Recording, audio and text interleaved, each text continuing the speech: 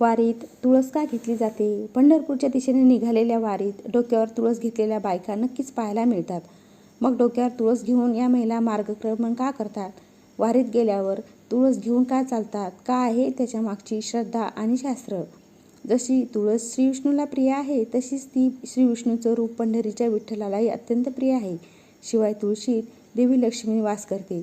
त्यामुळं तुळस डोक्यावर घेऊन जायची भावना या महिलांमध्ये पाहायला मिळते. वारीच्या बाबतीत बोलायचं झालं तर वैज्ञानिक कारण पण आहे. ते म्हणजे लाखो वारकरी पंढरपूरच्या दिशेने मार्गक्रमण करत असतात.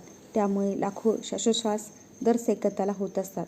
या उच्छ्वासाने हवेतील ऑक्सिजनची पातळी कमी होते. मग हीच ऑक्सिजनची पातळी संतुलित राखली जाते, ती या तुळशीमुळे. जय श्री स्वामी समर्थ. जय श्री स्वामी समर्थ.